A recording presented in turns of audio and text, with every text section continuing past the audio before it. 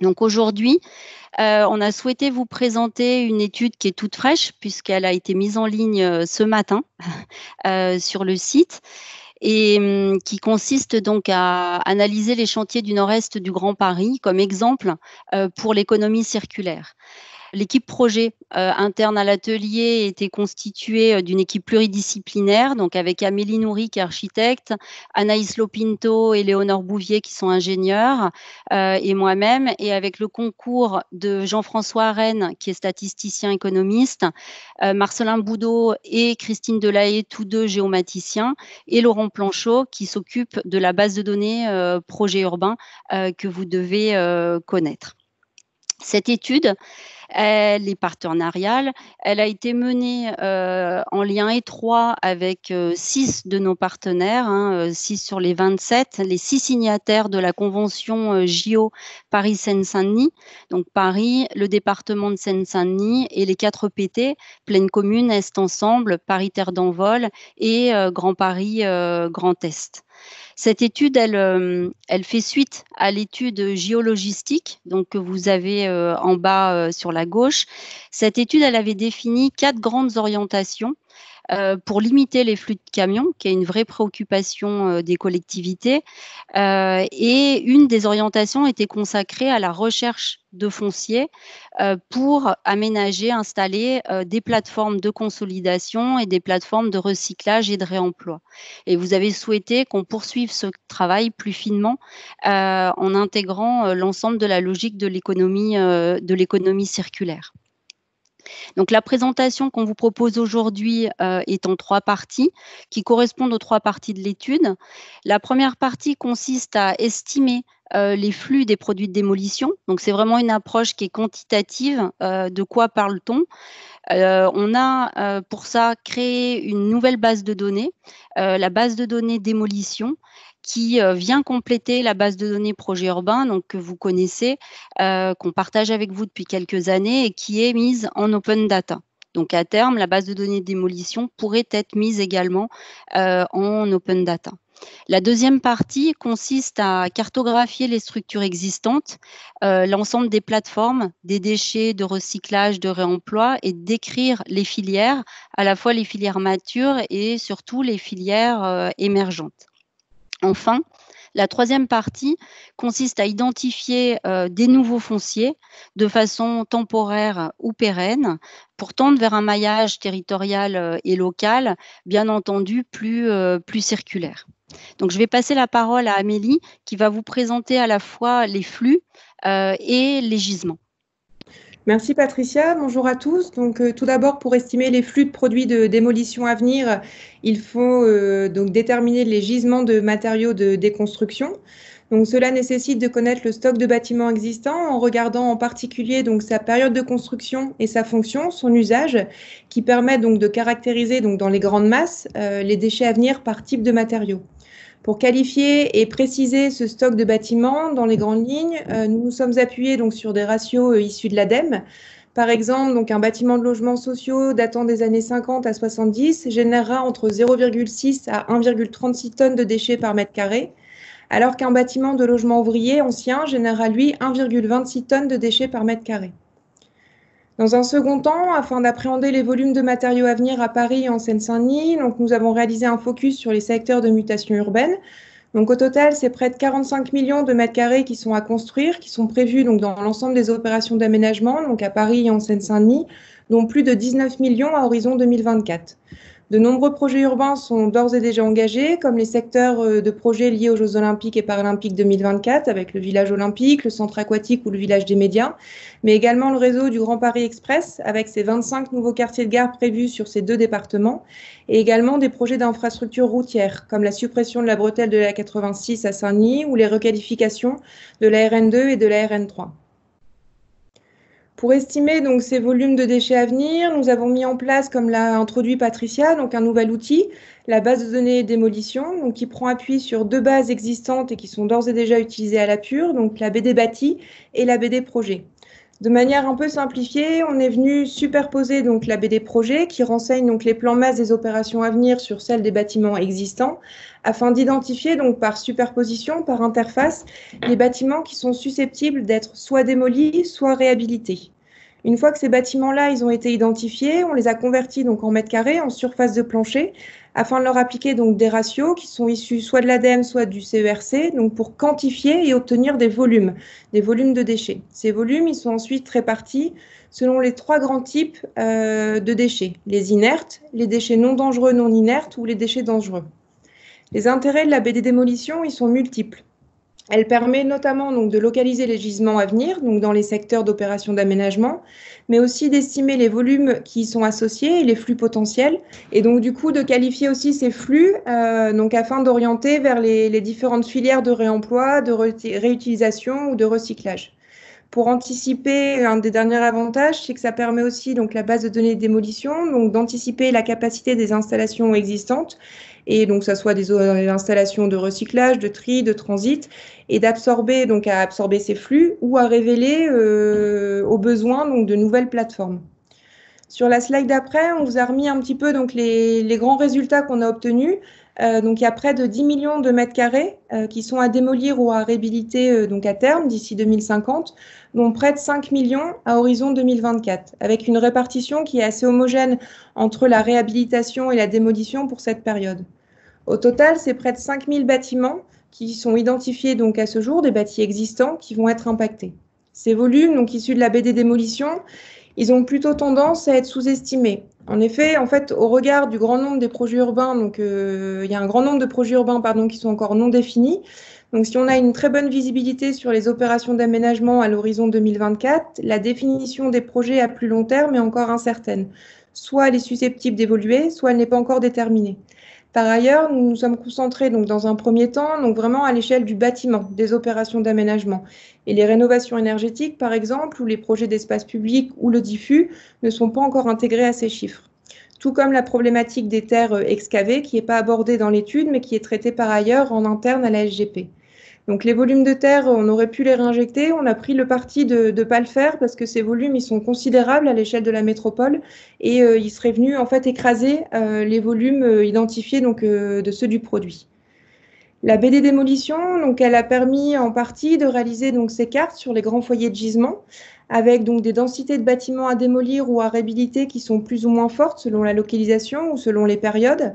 À horizon 2024, ce qu'on peut retenir, c'est que les gisements les plus importants, donc ce qui était pressenti, sont attendus donc autour du secteur des Jeux Olympiques, donc au nord de Paris, de la porte de la Chapelle à Pleyel, ou le long du canal de l'Ourcq, en lien avec les secteurs de la Plaine sur Est Ensemble.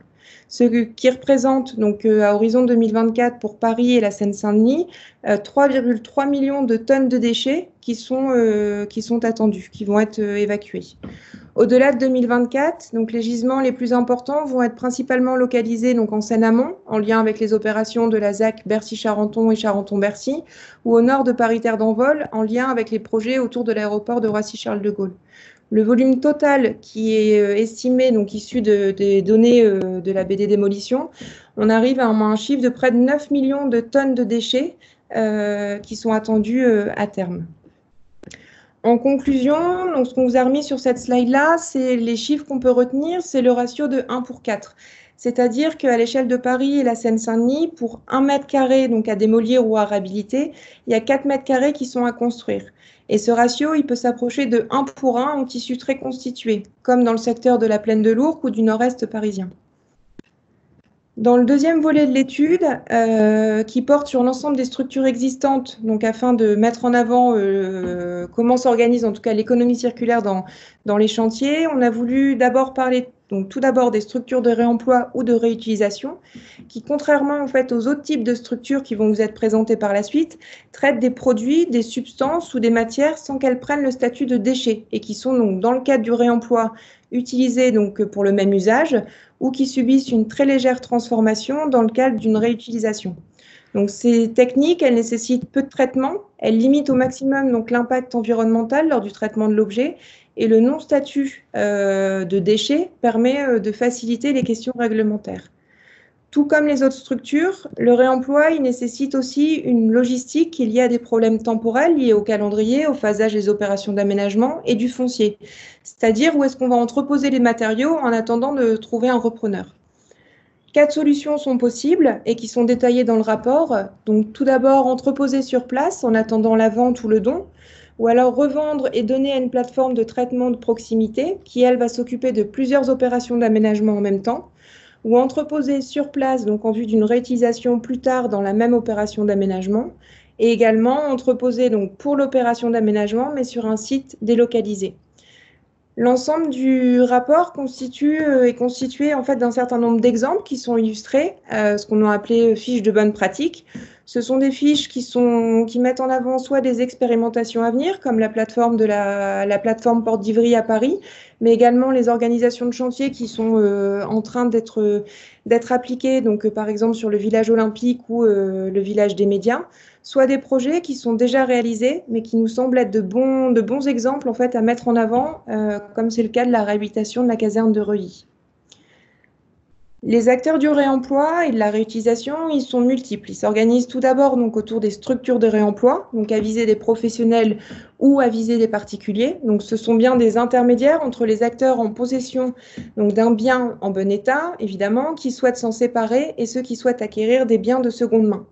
On peut distinguer donc parmi eux deux types d'acteurs, les acteurs de l'économie sociale et solidaire, comme Réavi par exemple, ou alors les acteurs de l'économie conventionnelle, comme les dépôts-ventes, les brocanteurs, les sites internet type les plateformes numériques avec CycleUp, ou alors les recycleries et ressourceries. En complément donc, de ces structures de réemploi, il y a également les acteurs particuliers, comme les ménages, les entreprises ou les agents des collectivités. Les débouchés du réemploi qu'on vous présente sur la slide juste suivante, voilà, elles sont multiples et en fait elles s'organisent autour de filières, soit autour de filières matures comme le béton ou de filières émergentes comme la terre, avec l'exemple de Cycleterre là qui vous est présenté à Sevran. D'autres filières sont encore à développer ou à consolider à l'échelle de l'Île-de-France, c'est le cas du verre ou du plâtre. En parallèle, au-delà du réemploi et de la réutilisation, donc il existe un réseau de plateformes qui est d'ores et déjà constitué, qui traite les déchets du BTP, donc issus du bâtiment. Il y a près de 170 plateformes qui ont été recensées aujourd'hui, dont 78 qui se trouvent en Seine-Saint-Denis et à Paris. Et donc additionné au réseau des recycleries, au réseau du réemploi, ce sont plus de 200 structures qui acceptent aujourd'hui les déchets du BTP à l'échelle de la métropole. Ces structures, elles sont extrêmement diverses, de par leur type de plateforme, c'est-à-dire par le traitement qu'elles font des déchets, mais aussi par les déchets qu'elles acceptent. Certaines vont traiter les déchets sur place, d'autres vont leur faire subir un pré-traitement avant de les envoyer sur une autre plateforme pour un traitement final. Le recensement de l'ensemble des structures, donc on l'a assemblé dans une base de données qu'on a créée à l'APUR, qu'on a appelée BD Plateforme, et qui récolte en fait l'ensemble des données issues des travaux de l'APUR, mais aussi de la SGP, de l'ORDIF ou de la Fédération française du bâtiment.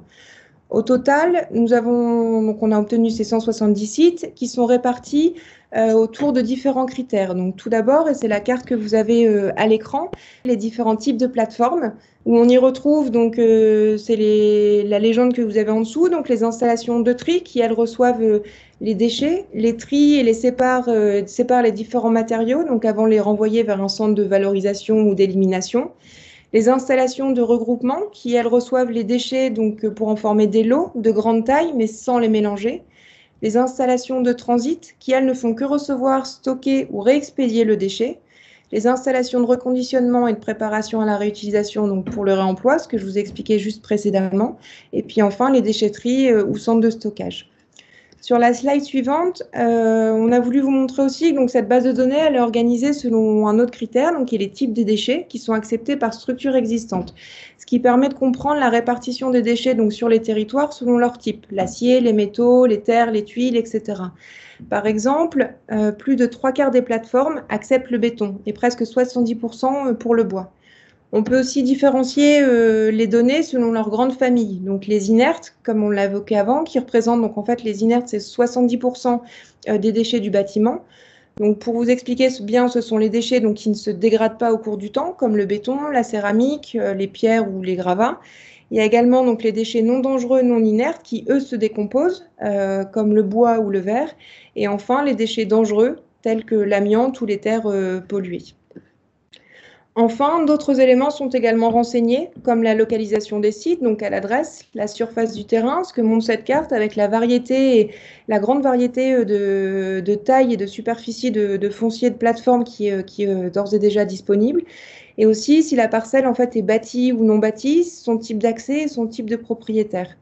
L'ensemble de ces éléments, ils nous ont permis de dresser donc une typologie de structures afin de bien comprendre, donc, selon leur taille et leur niveau d'équipement, les activités ou les déchets qui y sont traités selon les critères qu'on vient de vous lister.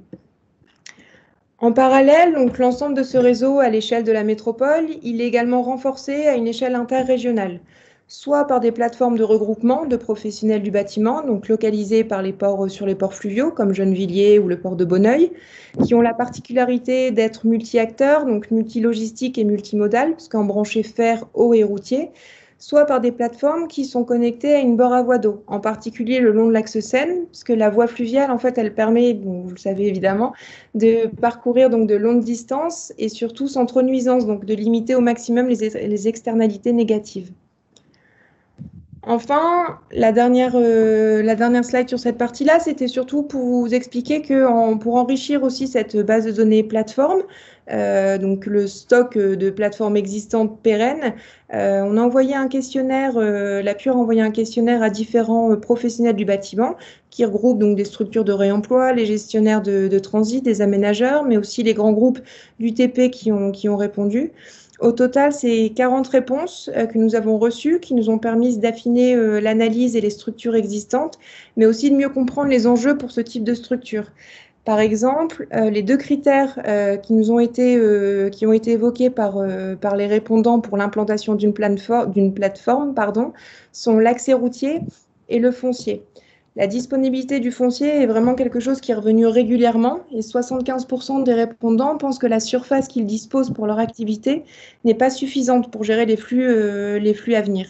Donc, je vais repasser la parole à Patricia qui va vous expliquer plus en détail donc, les enjeux qui sont liés justement au foncier.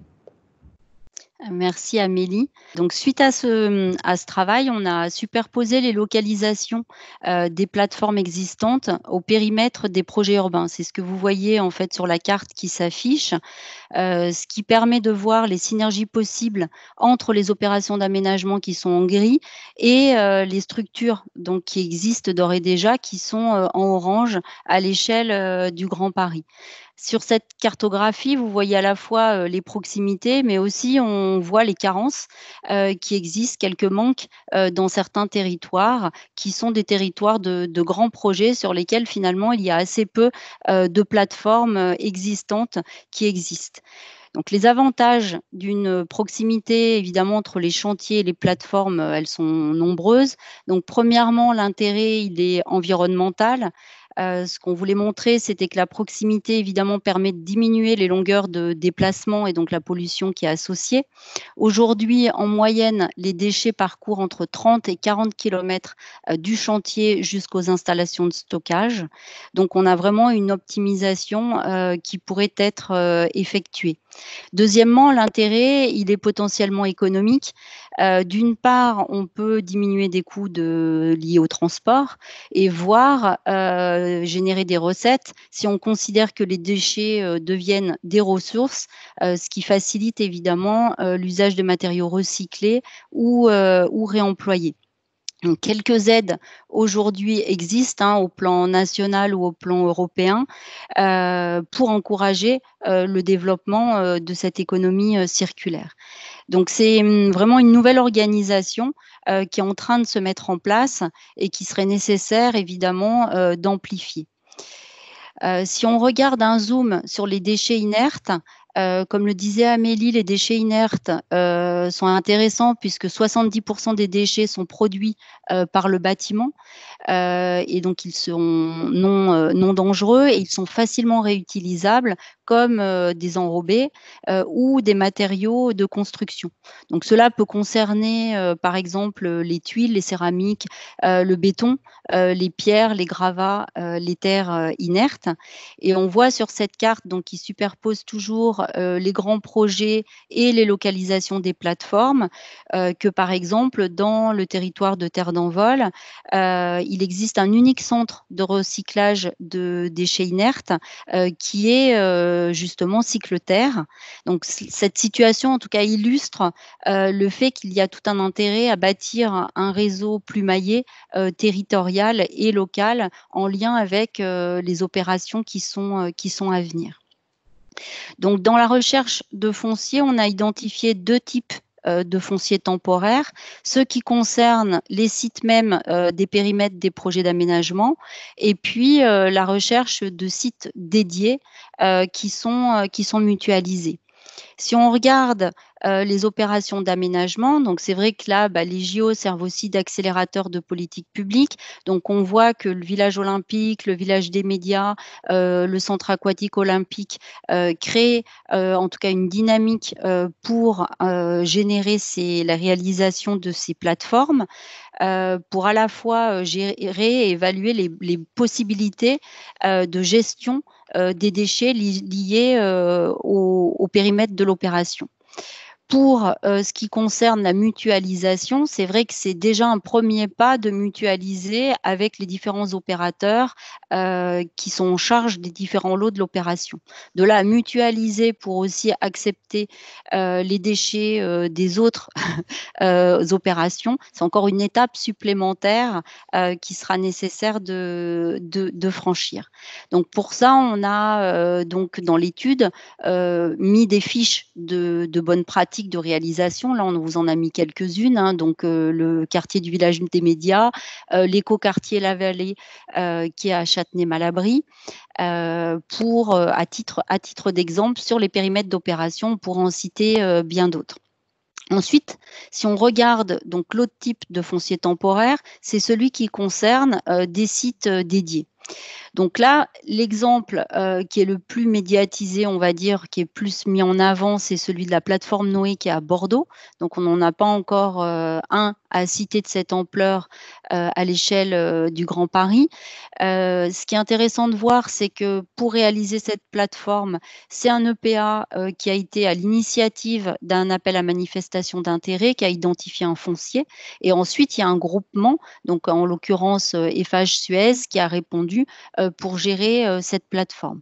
Un autre exemple, c'est celui de la Meta à Lille, qui concerne un certain nombre de sites de NPNRU, ou le site d'Ivry à Paris 13e qui va être prochainement réalisé. Donc pour bâtir cette proposition de maillage, dans la zone dense, le foncier est rare. Donc, on a souhaité proposer un maillage avec des emprises, ce qu'on a appelé de taille XS, OXXL. Donc, le XS, ça peut concerner des emprises qui sont assez faibles, finalement, de 500 mètres carrés à 1000 mètres carrés, mais qui permettent d'accueillir des recycleries, des ressourceries, des tailles S qui vont de 1000 à 3000 mètres carrés, M 5000 mètres carrés, L de 5000 à 10 000, et puis des tailles qui sont grandes de plus de 10 000 mètres carrés, qui, elles, permettent d'accueillir en plus un centre de tri, de regroupement, des installations de recyclage, voire de valorisation énergétique. Donc, vous avez sur la carte donc, qui apparaît le maillage qu'on propose, avec d'une part en noir les installations qui existent. Donc, c'est les 170 sites à l'échelle de la métropole, dont 78 qui sont situés à Paris et en Seine-Saint-Denis. Et on a proposé donc 71 sites potentiels qu'on a regardés en lien avec les collectivités, avec donc nos partenaires. Ce qui ressort, c'est qu'on a un maillage qui apparaît le long des grands sites de projet, notamment il y a une dizaine de sites le long du canal de l'Ourcq, du canal Saint-Denis. On a également une dizaine de sites qui font l'objet d'ores et déjà d'études qui sont précises. Hein. On peut citer Saint-Vincent-de-Paul dans Paris, KDI à la Courneuve par exemple, et donc bien d'autres encore qui sont en train d'être étudiés. Donc, on voit que le maillage, il s'affine dans les territoires du cœur de la métropole, et y compris à Paris, Terre d'Envol et Grand Paris Seine-Est, qui on voit apparaître un certain nombre de sites. Pour conclure, donc quelques chiffres clés à retenir.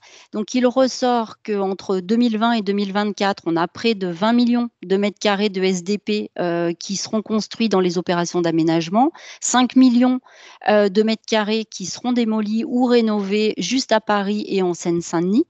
Donc, c'est le fameux ratio de 1 pour 4 à l'échelle de Paris et du département de la Seine-Saint-Denis, c'est-à-dire que pour 4 mètres carrés construits, nos calculs montrent qu'il y a en moyenne 1 mètre carré qui est démoli, et puis un ratio qui est plus proche de 1 pour 1 dans les secteurs qui sont en très forte mutation, comme par exemple le secteur de la Porte de la Chapelle jusqu'à Pleyel. Donc, on a près de 9 millions de tonnes de déchets qui seront à évacuer à terme, avec 5 000 bâtiments qui sont à déconstruire. Le maillage donc qui se construit, puisque vous voyez, l'idée, c'est bien de pérenniser les plateformes existantes. Ça, c'est un élément important, hein. Il faut bien les pérenniser, voire pour certains les agrandir. Il y a les 3/4 des gestionnaires de plateformes qui ont répondu à notre questionnaire, qui nous ont dit qu'ils avaient des besoins nouveaux compte tenu du développement de cette filière. Et ces 71 plateformes potentielles hein, qui sont en partie à l'étude, d'autres qui sont encore à étudier. Donc, le contexte environnemental fort, il est favorable avec la réglementation des déchets qui a évolué récemment, donc avec la loi d'économie circulaire qui a été promulguée en février dernier et qui a fixé cet objectif de 70% de produits de construction et aussi de démolition qui sont à recycler. Et puis, évidemment, l'obligation des diagnostics ressources qui font qu'aujourd'hui, ces diagnostics ressources se généralisent à l'ensemble des opérations. Donc, on voit que la filière, en tout cas de l'économie circulaire dans le BTP, devrait connaître un grand développement dans le Grand Paris dans les années qui viennent. Merci pour votre attention. On va du coup passer à la séance des échanges. Quentin, puis ensuite Camille Bertin. Oui, merci Patricia. Bonjour à tous. Quentin Vaillant, je travaille à la Mission Métropole, le secrétariat général de la ville de Paris, et donc en charge de la convention de coopération sur les Jeux Olympiques avec Paris, le département, les 4 EPT. Moi, je voulais vraiment remercier la Pure très vivement. Je ne sais pas comment le dire autrement. Je suis un peu impressionné par l'étude qui répond vraiment parfaitement à la question qu'on s'était posée tous ensemble. Moi, je retiens qu'il y a une question de mobilisation du foncier qui est primordiale et aussi mutualisation. Alors, on va prendre connaissance de l'étude en détail, on va continuer le groupe de travail hein, qui avait permis de vous accompagner pour l'étude. Ça m'évoque juste quelques observations. C'est qu'il y a une culture de la mutualisation qui est déjà engagée à la ville de Paris sur le déchet parce que donc cette année, enfin fin 2019, on a permis une mutualisation de nos déchetteries parisiennes avec nos OPT riverains et on s'est aperçu effectivement qu'il y avait une énorme pression foncière hein, sur les fonctions de déchets au sein des EPT. Et également faire part de l'expérience du CMA de Bonneuil. Pour ceux qui ne le connaissent pas, c'est donc un établissement, un équipement parisien qui recycle les pavés parisiens et pour lequel on a mis un partenariat avec Pleine Commune, aussi avec Vitry-sur-Seine, pour augmenter l'efficacité du centre et donc permettre de recycler des déchets de voirie. Donc voilà, moi je vous remercie encore une fois. Je suis très optimiste sur la suite. Et voilà, on va s'en saisir rapidement, je pense, parce que j'ai vu hein, donc sur la dernière slide que notamment Porte de la Chapelle et sur le secteur Gare de Mine, vous avez pointé 2 sites potentiels de stockage temporaire. On va s'engager au lendemain des élections avec l'accord des exécutifs, bien entendu, sur une nouvelle convention avec Pleine Commune, avec le département, sur une coordination de l'aménagement de la Porte de la Chapelle. Et je pense qu'on va tout de suite hein, injecter cette question pour organiser cette mise en œuvre. Voilà, donc encore une fois, merci et on va s'en saisir très rapidement. Merci Quentin. C'est vrai que sur le secteur, en tout cas de la Porte de la Chapelle, il y a à la fois la DGJOP dans le cadre de l'ARENA et puis Paris Métropole Aménagement qui aujourd'hui étudie un certain nombre de sites d'aménagement sur le secteur et qui pourrait intégrer justement cette logique de réemploi et de recyclage. Je crois qu'il y a plusieurs personnes donc, qui voulaient intervenir. Il y a Isabelle Lardin, que j'ai vu. Isabelle, tu veux intervenir d'abord et ensuite Camille. Oui, alors je suis désolée, je n'ai pas de vidéo sur mon ordinateur professionnel et je suis à mon bureau, donc vous entendrez juste ma voix. Donc bonjour à tous et tout d'abord, je tiens également en fait à remercier la PUR pour la qualité de cette étude et en particulier à l'équipe projet, donc Patricia, Amélie, Anaïs et Léonore. Et en fait, remercier également tous les membres en fait, de notre groupe de travail, département 93, département 75, puisque cette étude, nous avons conçu, élaboré et suivi ensemble. Il y a donc Justine Emringer, qui est la copilote et chef du projet métabolisme urbain de Penco, Leslie Petitjean et Julie Ginesti d'Est Ensemble, Aurélie Dor et Benjamin Boel du département 93, Sylvia Devescovi de Paris Terre-d'Envol, Julien Aumont de Grand Paris Grand Est et bien entendu mes collègues des différentes directions, Cédicia de l'architecture, Mathieu de la direction de l'urbanisme, Anita et Sylvie de la DEV, Yasmina Chanoui de la délégation Jeux Olympiques et Quentin. Donc tout ça pour vous dire que c'est un travail partenarial assez important qui a mobilisé un nombre important d'acteurs et qui du coup a contribué à la réussite de cette étude. Alors pour nous, cette étude, elle va se traduire par deux leviers que l'on va actionner. Le premier levier, c'est accélérer la dynamique qui est enclenchée par les maîtres d'ouvrage pour réduire les déchets, les remployer et les recycler. Cette dynamique, vous l'avez présentée en illustrant par quelques exemples et nous, notre volonté, chacun dans nos territoires, c'est de la diffuser beaucoup plus largement, à la fois en interne parce que nous sommes maîtres d'ouvrage, mais également auprès des bailleurs et des aménageurs avec qui nous travaillons, pour qu'ils puissent s'en inspirer et notamment s'appuyer sur l'état des lieux qui permettra de leur faire prendre conscience qu'il existe des filières. Souvent, ce sujet est méconnu en termes de remploi notamment et de réutilisation. Et également leur montrer qu'il y a déjà des acteurs engagés et les inciter à y aller. Le deuxième levier, Quentin en a parlé, c'est le porter à connaissance de nos élus de la nouvelle mandature à la fois sur les enjeux en termes de prospective de production de déchets et le besoin d'atterrir sur des plateformes de remploi et réutilisation. L'action des maîtres d'ouvrage est importante et indispensable, notamment pour absorber ce pic, mais elle ne sera pas suffisante compte tenu de l'ampleur des travaux à venir. Et comme vous l'avez bien signalé, les professionnels interrogés ont globalement tous confirmé qu'il y a un besoin de pérenniser, d'étendre leurs installations pour absorber à la fois le surplus de production de déchets, mais également pour absorber le report de la quantité des déchets enfouis vers le remploi et le recyclage, puisque les lois vont réduire les autorisations de capacité des installations de stockage et donc du coup réduire progressivement l'enfouissement.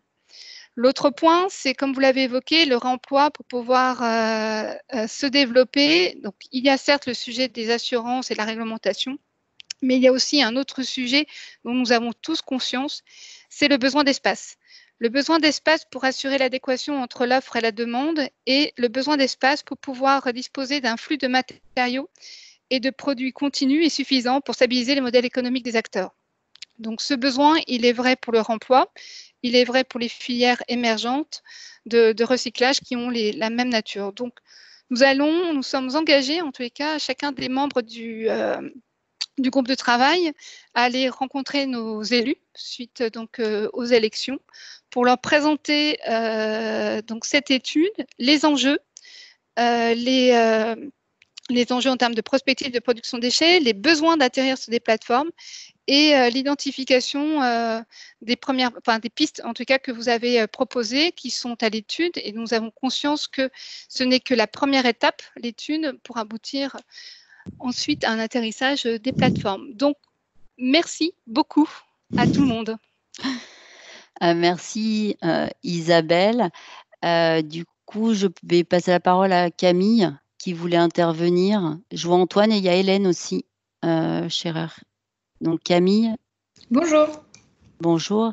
Bonjour et merci pour la qualité de l'étude. En effet, il y a beaucoup de données regroupées, donc c'est génial parce que c'est des données en tant qu'opérationnel qu'on a du mal à approcher. Donc merci en effet pour tout ce que vous avez fait. J'avais juste quelques remarques et quelques questions. Un point d'attention sur les ratios de l'ADEME sur les volumes. Nous, on travaille du coup avec différentes entreprises générales qui nous donnent des retours opérationnels et qui nous permettent de challenger un peu les ratios de l'ADEME, qui seraient a priori faux de l'ordre de 40% quand même en termes de volume. Donc, et en plus, en fonction des typologies d'ouvrages, on a... sur du logement, par exemple, entre une maison ou un logement collectif, on a vraiment des ratios qui peuvent varier beaucoup. Et du coup, les ordres de grandeur d'erreur sont également aussi proportionnels à la typologie de chantier. Donc, gros point d'attention là-dessus, parce que nous, du coup, ça nous fait voir pas mal de nos diagnostics ressources également. Une question après sur la connexion de toutes vos bases de données avec la plateforme digitale qui est en train de développer Pleine Commune. Je sais que suite à leur projet Métabolisme urbain, ils avaient pour ambition de faire une plateforme digitale de recensement des projets à venir. Alors, je ne sais pas trop si c'était juste sur les projets de démolition ou aussi sur les opérations qui pourraient intégrer du réemploi. Et enfin, pour finir, une demande plutôt en disant c'est génial de recenser tous les projets à déconstruire et tout le gisement qu'on a sous les pieds. Ça permet de mettre en avant le territoire et ce qui peut se faire localement. En revanche, on a vraiment besoin des maîtres d'ouvrage pour inclure des clauses systématiques dans tous les projets pour intégrer les matériaux de réemploi, sans quoi on a beaucoup de mal à faire des projets de démolition, de déconstruction, parce que les gisements ne trouvent pas preneur ou ils sont trop éparpillés sur le territoire. Donc, s'il vous plaît, si vous êtes maître d'ouvrage, allez mettre des clauses de réemploi dans vos CCTP. Voilà. Peut-être juste en réaction à ton intervention, Camille, sur la BD démolition. De toute façon, bon, on s'est appuyé beaucoup sur les ratios de l'ADEME, mais également aussi sur les ratios du CERC. La BD démolition, elle n'a pas pour vocation à être exhaustive parce que vu qu'elle est essentiellement basée sur les mutations à venir et que sur un temps court, on est en capacité d'être plutôt juste, sur le temps long, c'est compliqué parce que cela dépend aussi de l'organisation et de la définition, l'état de définition des projets. En tout cas, la BD démolition, dans un premier temps, elle avait, pour les opérations d'aménagement, vocation plutôt à sortir les premières estimations, au moins ces grandes masses qui représentent déjà quand même beaucoup de volume, beaucoup de mètres carrés et de tonnes de déchets. Voilà, donc effectivement, elle est là pour préciser, elle est là pour alerter, il faut s'en servir comme un outil. Pour le moment, elle n'a pas la précision des éléments qui peuvent être attendus, par exemple, dans un diagnostic ressources. Après, c'est vrai que plus il y aura des diagnostics ressources et des détails, plus on pourra en fait ajuster en fonction des datations. C'est vrai que les ratios, on a comparé les différentes sources. Il y a des grands écarts, ce qui est normal selon à la fois la datation, les types de matériaux.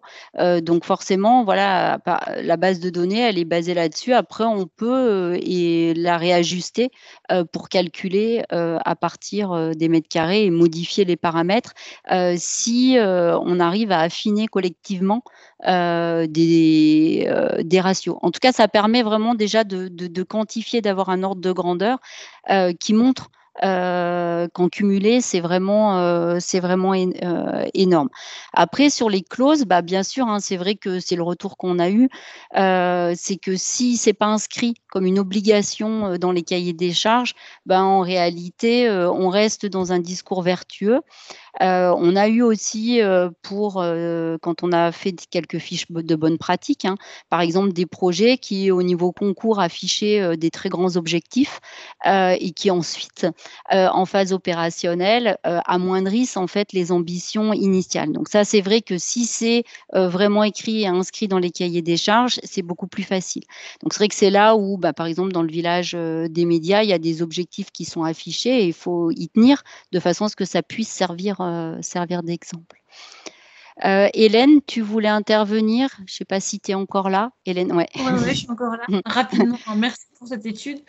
Moi, je suis toujours assez passionnée. Chaque fois que vous nous alimentez, vous nous enrichissez. Donc, merci beaucoup. Donc, je rebondis sur 2 petits sujets. Sur Chapelle, où il y a bien sûr PMA qui intervient comme aménageur, mais je voulais aussi souligner auprès de la personne générale.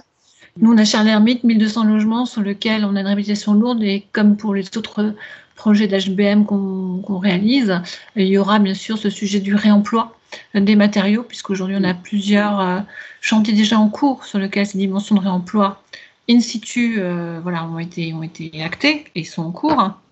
Que sur Charles Hermite, comme sur le port de Montreuil, il y a aussi un volet réemploi via le logement étudiant, puisqu'aujourd'hui, on entend, au-delà des diagnostics qu'on confie aux maîtres d'œuvre, aussi une mission sur ces 2 projets importants, puisqu'on va dédier du logement étudiant pour partie, en termes de mixité sur le secteur NPNRU, de faire du mobilier meublant. Voilà, donc on va travailler aussi avec le Crous pour financer tout le mobilier via le réemploi. Donc, j'insiste aussi, je ne sais pas qui était la personne avant qui indiquait bien entendu qu'il fallait surtout que dans les clauses des marchés soient clairement stipulées ces notions de réemploi.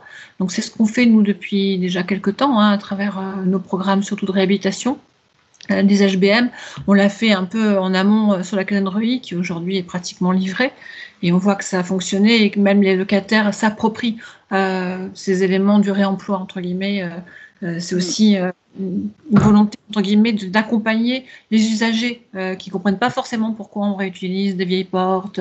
Voilà, donc ça fait partie aussi d'une nouvelle culture que nous, bailleurs, on doit, entre guillemets, apporter et rebondir sur le fait que je pense, c'est vrai qu'on affiche, on a envie vraiment d'afficher cette idée de déchets qui nous viennent des ressources et cette ressource qui est réemployée, de voir comment ces sujets peuvent être aussi, entre guillemets, imposés dès qu'on est sur des projets d'intérêt de mission un peu générale, quoi. Voilà, donc entre autres sur les secteurs d'aménagement, je pense que c'est des clauses qui devraient s'appliquer à nous tous. Alors là, je parle de privé comme public, quoi, parce que voilà, c'est vrai que souvent des projets très ambitieux, et puis on se rend compte qu'au fil du temps, les projets sont un peu déshabillés. Donc c'est aussi voir comment, avec vous, il y ait un peu des suivis d'indicateurs sur ces sujets. Je pense qu'autrement, on veut tous être vertueux, mais on sait très bien que très vite, on est rattrapé par le quotidien et puis par des fois des sujets financiers.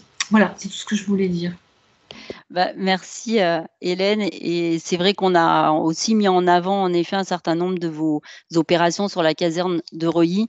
Aussi, ce qui est intéressant, c'est de voir sur les matériaux que même si sur place il n'y avait pas forcément l'espace, ou pour optimiser, par exemple les pavés sont envoyés sur une autre plateforme et ensuite reviennent. Donc on voit bien que vous avez cette à la fois mobilisation de foncier à l'intérieur de vos opérations et aussi une gestion en vous appuyant sur des plateformes arrière. Justine, je vois que tu as réagi dans l'espace de conversation. Est-ce que tu veux intervenir? Oui, bonjour à tous, Justine Plenco. C'était juste pour apporter un élément de réponse à Camille sur l'outil informatique. Effectivement, nous, on va largement s'inspirer de ce qui a été fait du coup dans le cadre de votre étude pour alimenter notre outil qui a pour but de référencer l'ensemble des projets de démol et de construction neuve. En fait, nous, on s'est assez vite rendu compte avec vous que la donnée, elle était un peu disséminée sur notre territoire, donc ça nous a permis vraiment de solliciter l'ensemble des directions qui avaient de la donnée sur ces projets à venir pour les avoir dans un seul et même endroit. Après, Camille, on est en train de voir en fait avec notamment la métropole, la région, etc., pour voir comment développer ensemble l'outil. Nous, on a le cahier des charges, il est prêt, donc on sait à quoi doit ressembler cet outil-là, mais c'est pas à nous de le porter en fait intégralement, parce qu'il n'y a pas de raison qu'il soit que au niveau de Plenco. On le voit dans l'étude, là, les frontières, les matériaux, ils s'arrêtent pas aux frontières des territoires. Il y a un vrai intérêt à réfléchir ensemble. Donc effectivement, cette étude, elle va aussi nous servir pour avancer sur le déploiement de l'outil à un niveau plus large. Ok, merci. Ouais, Justine, il y a Antoine qui veut intervenir d'Est Ensemble, Antoine Soulier-Tomaso. Oui, bonjour, donc chef de projet sur la plaine Le Lourc. Moi, j'avais juste 3-4 remarques. Donc évidemment, là, de ce que vient de dire Justine, Est Ensemble, je pense qu'on sera tout de suite volontaire, notamment via Leslie Petitjean. Moi, j'avais 4 remarques. Je voulais appuyer la nécessité de sensibilisation des élus. Si on veut garder du foncier dédié à ces questions de plateforme, de logistique, matériaux, ou si on veut créer du nouveau foncier, temporaire ou définitif, on a besoin que ces élus s'approprient en fait ces questions-là et aient envie d'identifier des fonciers. En tout cas, moi, il me semble que là, on a une fenêtre peut-être de 2-3 ans à Est Ensemble le long du canal, mais passer cette fenêtre, ce sera vraiment pratiquement impossible d'en créer de façon temporaire ou définitive.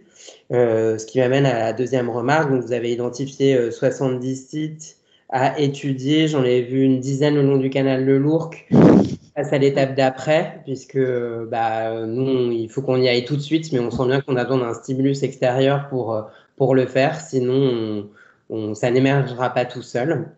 Autre question qui est liée, mais ceux qui ont l'habitude de travailler avec nous, on commence à le répéter parce que ça vient d'expériences concrètes de Sequano également, et Florence est aussi dans l'audience. C'est la question de la navigabilité des canaux de Paris, l'Ourcq et le Saint-Denis. On sait qu'on a des problèmes de profondeur, on a des problèmes d'accostage sur les quais, on a des problèmes de solidité des quais.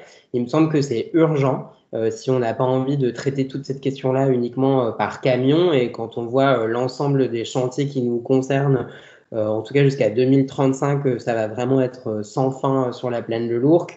On a besoin qu'une bonne part passe par les canaux.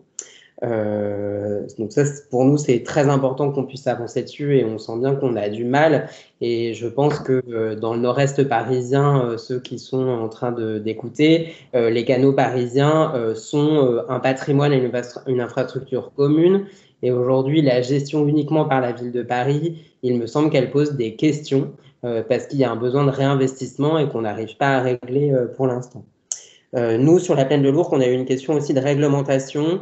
Via le contrat d'intérêt national, et ça c'est surtout valable pour les terres, on essaye, puisque c'est le même cas pour la plaine Saint-Denis, on est encore une addition de ZAC, plus ou moins contiguë. On travaille à ce que la continuité de l'opération d'aménagement et de requalification des berges se fasse, mais néanmoins, réglementairement, on a plusieurs ZAC, et la circulation des terres et des matériaux entre ces ZAC n'est pas aisée. On a fait une étude avec le CEREMA sur les terres pour caractériser le besoin ou le besoin unique et les ressemblances entre les ZAC de la plaine de l'Ourcq. Néanmoins, on n'est pas encore reconnu comme site unique aux yeux de la DRIE et de l'État qui nous permettraient de faire circuler beaucoup plus facilement l'ensemble des matériaux à l'échelle de plusieurs ZAC. Donc ça, c'est quelque chose qu'on n'a pas fini de travailler et qui est long, puisqu'y compris la DRIE et la préfecture ne savent pas bien répondre. Ils nous disent qu'il n'y a qu'un seul exemple de site unique qui a été créé avec l'EPA Bordeaux-Euratlantique. Donc c'est vrai que la marche à suivre pour se faire identifier site unique a l'air compliquée. Et enfin, il y avait une dernière petite alerte, mais c'est sur les grands maîtres d'ouvrage qui sont aussi autour de la table. Je pense notamment à la Société du Grand Paris qui travaille beaucoup sur le réemploi des terres, l'excavation des terres. La ligne 15 Est qui nous traverse aussi en Seine-Saint-Denis. On est tous en train de rédiger les dossiers de sites pour la consultation de conception-réalisation de la ligne 15 Est. Et il me semble que petit à petit, les obligations d'évacuation par voie fluviale ou de réemploi de matériaux ne sont pas vraiment inscrits dans les dossiers de sites que la Société du Grand Paris prépare. Je parle en particulier de la gare du Pont de Bondy, où on avait beaucoup d'évacuations qui devaient se faire par le canal qu'on ne retrouve pas, ou des projets de gare où le territoire d'Est Ensemble et ses communes sont volontaires pour accueillir par exemple des briques en terre de la Société du Grand Paris. Et là encore, on ne le voit pas forcément dans les dossiers de sites qui sont publiés dans les 3 mois qui viennent. Merci Antoine. Après, c'est vrai que l'intérêt aussi, c'est que ce sujet-là, il est abordé dans le cadre du groupe de travail Paris-Seine-Saint-Denis. Donc, je crois qu'en fait, l'ensemble des collectivités, que ce soit Paris, le département, les 4 PT, sont vraiment en phase pour essayer de favoriser cette économie et les sites, et y compris la logistique urbaine sur le canal. Après, maintenant, c'est vrai que l'étape suivante, c'est de regarder vraiment précisément chacun des sites. On sent qu'il y a des sites où les études sont vraiment engagées, d'autres sur lesquels, en effet, il y a une mobilisation collective qui est à mener. Merci beaucoup et à bientôt.